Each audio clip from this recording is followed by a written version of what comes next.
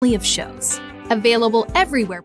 Hello everyone and welcome back into the GSMC Dead Ball Sports Podcast, brought to you as always by the GSMC Sports Network. And for our fourth segment of today's show, we're going to be getting into the final bubble watch segments of the March Madness period right now. We're talking about the mid-majors, both high and low, the potential dark horse Cinderellas come March Madness time. We're going to be starting off with the high mid-majors teams in the A10, the Missouri Valley Conference. Not yet teams like Gonzaga and St. Mary's that will be coming in our last segment of today's show. The teams that I feel like are very heavily honing in on winning their conference tournament and not leaving it up to chance, because as we all know, mid-majors really don't get many shots at putting multiple teams in out of their conferences. So all of these teams are either favorites to win their respective conference tournaments or just struggling to not beat teams on the outside looking in because they are mid-majors. So without further ado, let's jump right into the bubble watch segment for the high mid-majors here. And now I'm kind of familiar with some of these teams, but bear with me if I get some of these team names wrong or players wrong here, because these are teams that I feel like, while are going to be constantly monitored as they head into the conference tournament, are not going to be as high profile as other conference tournaments. So without further ado, let's just get right into them. Starting off with a team I'm actually very familiar with. Did watch this team last year in the 8-10 conference championship in a heartbreaking loss to Duquesne. All too familiar with them as someone who went to an 8-10 school and Fordham, the VCU Rams. Although I like to think as a Fordham alumni that we are the ultimate Rams, but VCU can hold that title because they are the better team right now. They have won 4 straight and have 10 in 11 games. They are above 65% in terms of the ESPN forecast for getting into the tournament. But I do think that a lot of that hinges on them winning the A10 conference tournament, unlike last year. But I do feel like there is a little bit margin for error for VC, because the A10 has always had at the very least 2 teams get in. They don't necessarily have to win their conference tournament, but I do think that they are expected to, and because of that, should get in as the auto bid here. They only rank 54th in strength of record, though, so it's not necessarily certain in terms of their auto bid status, but I do think that because they are the best team by many considered in the A10, I do think that that profile gives them that extra level of confidence heading into this, that they could potentially get an auto bid. But I do think that the challenge is the depth of this conference once the conference tournament starts, because last year nobody expected Duquesne to win the entire thing, and he ultimately did. So that's the challenge here. Facing teams that are motivated by the conference tournament and trying to knock down a team like VCU, who's dominated the regular season, down a peg. And Dayton's still always in the conversation. But what I love about VCU is that they returned 2 of their stars from last year in Max Shulga and Joe Bamasile, and I love that inside-outside duo a lot. Fantastic player is Max Shulga, especially in the mid-range, and Joe Bamasile is an elite center down low, both offensively and defensively. So I do think that this team has a pretty decent chance of getting in through their conference championship. Now let's talk about another team in Conference USA, because this team, I feel, is in a conference that isn't necessarily high profile at the mid-major level. It's definitely going to stem down to winning the conference tournament, in my opinion, because they're only at a 45% chance right now, and it's boosted by the fact that they're the favorite to win the Conference USA tournament. It's the Liberty Flames. They have an elite inside-outside duo themselves in star guard Caden Metheny and Zach Cleveland, but I do think that this is, again, another team, because of its mid-major status, that's not going to be in the high profile, and thus it's going to have to be considered as a conference champion. If they fail, I feel like the CUSA does not have the ilk and the magnitude of other mid-majors to expect them to be in the tournament as an auto bid. They're only expected to put forth one team, and they haven't sent multiple teams to the dance since 2012.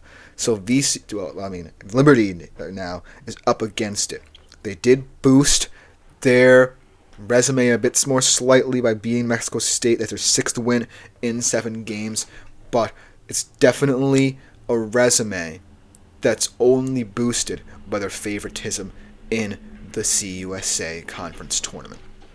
So I wouldn't necessarily hedge my bets on them as a dark horse until the job is done, but much like VCU, that inside-outside duo of Metheny and Sac Cleveland can carry them very far. So look out for them if they make the tournament, but don't expect more than one CUSA team to get in, unlike, say, potentially the A10, where VCU doesn't necessarily have to win its tournament, but has a little bit more margin for error. Then let's get into the Missouri Valley Conference favorite, who has been the favorite, everyone's favorite team and favorite underdog once they reach the NCAA tournament, and that is the Drake Bulldogs. Unfortunately, they do not have the DeVries brothers anymore, but what they do have is an elite record. They continue to roll in the MVC with their 11th consecutive win on Wednesday against Illinois State on the road.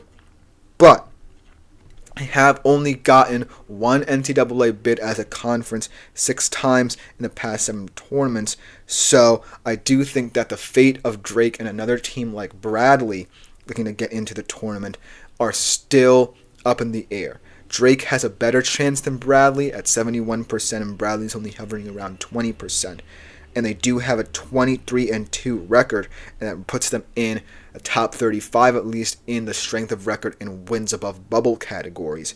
But against a non-existent schedule, basically, at 178th in the country in terms of strength, I do feel like a conference tournament win will ensure that nothing gets left a chance. But like I said, if they do get into the tournament, I wouldn't necessarily hedge my bets on them because compared to last year, they don't have either one of the DeVries brothers to carry them. And it's a very small squad, actually, looking at it. I was looking at it on ESPN earlier, and they only have about 12 to 15 players from the squad. They're led by guard Bennett Sturtz, a very experienced player, and Mitch Muscari as well. But ultimately, this team isn't necessarily going to be as scary as years past, in my humble opinion. And because they haven't been tested in the Missouri Valley Conference, I don't necessarily view them as a threat, as a Cinderella in this year's tournament. Now let's look at some other schools before we get into the Lowman Majors, the Gonzagas and St. Mary's of the world. How about the Utah State Aggies? I like this Utah State Aggies team a little bit. We'll talk a little bit more about them in length in the next segment. They are looking for their 3rd consecutive NCAA tournament trip, but I do think that to preserve that level of certainty, a win, I believe, in the Mountain West Conference will help them. Then we look at a team that could struggle to get in out of the Mountain West Conference themselves. The Boise State Broncos really don't have a very strong resume themselves. They only rank 63rd in strength of record and 59th in wins above bubble. They are top 50 in net and have a 500 record against BPI top 50 opponents. And they have a nice schedule to try and bolster that resume against New Mexico, San Diego State, and Utah State, all bubble mid-major teams competing against them. But I do think that it didn't necessarily budge them, and they're looking at a very high mountain to climb themselves in terms of potentially winning the Mountain West Conference. And then let's talk about the Bradley Braves. I do feel like the Bradley Braves are a team that's been counted out a lot in terms of the last couple of years because they've only made one NCAA tournament appearance in 2006. But I do think that They're appealing in the MVC. They only have really Drake to worry about in the conference tournament. They've got a resume booster against Southern Illinois Monday. They're playing this Sunday against Drake, so potentially another nice win on their dock before heading into the conference tournament. But they don't want to leave anything to chance, the Bradley Braves. They don't have as strong of a strength of record as Duke, don't have as strong of a resume as Duke in terms of rankings and ratings. So I do think that Bradley is up against it, and if you really want to go down, look at a team outside any of the mid-major conferences. How about the UC San Diego Tritons? They're at 61%. They're the only non-power conference team right now on ESPN's forecast, and mid-major team with at least a 10% chance at an at-large entry. And I feel like as a Big West team, this is a conference that, even though they're not a power conference, has the opportunity, along with UC Irvine, to send both of these schools into the tournament for the first time since 2005. And I feel that that's warrants very special status in terms of this, because very rarely do we see these non-power conference or majors teams crack a threshold of even 60% to get into the tournament.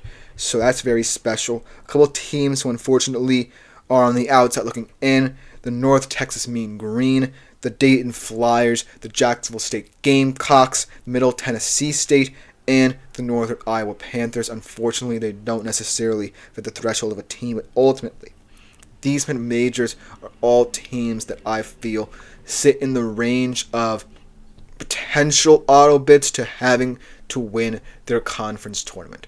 I feel that out of all of these teams, VCU has the best chance of an at-large bid should they get eliminated in their conference tournament, but I'm not necessarily counting out the possibility that maybe several of these teams on the outside looking in by Selection Sunday. So it's going to be a grind for these mid-major teams to get into the tournament, especially in their conference tournaments, but we'll see in the coming weeks how this all shapes out. But coming up next to conclude today's show, we do a final segment with our low mid-majors, assessing a little bit more of the Gonzagas and St. Mary's of the world before concluding our Bubble Watch for good. And right back to conclude the show, the week, and our Bubble Watch segments after this short break.